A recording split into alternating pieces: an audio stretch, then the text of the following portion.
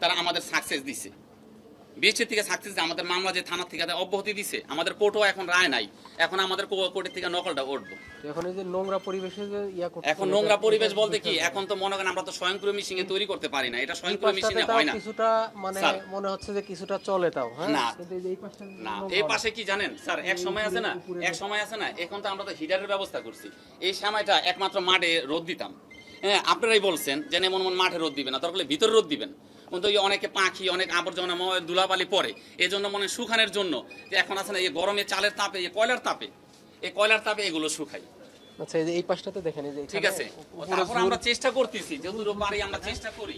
ঠিক আছে, হ্যাঁ এটা হয়, ঠিক আছে, এই যে আন্দার এগুলো ঠিক আছে, এই কারণে তো এখানে দিই নাই, যেখানে পরিষ্কার ছিল ওখানে দিই। এখানে তো ইয়ে বাকিরই যাও, ধোঁয়াটা তো ওঠে, তো এই কারণে হয়তো অন্ধকার, এখানে দিই না, এখানে গ্যাস সবই লাগবে। এটা চিকেন ওই যে মেশিনে হয়, ওই মেশিন ওই যে কোনারে। এখানে আপনাদের সাথে যেটা আমি পুরো সত্য কথা বলছি, আপনি আমার আরো প্রশ্ন করতে পারেন, যেহেতু আপনাদের সাথে আমি মিথ্যা কথা বলে কোনো কিছু আমি পাবো না। ঠিক আছে, আরো কিছু আমাকে জিজ্ঞেস করতে পারেন। এটা তো সিলিং এটা ফ্যাক্টরিটা প্রায় বিগত অনেক প্রায় 10 বছরের উপরে।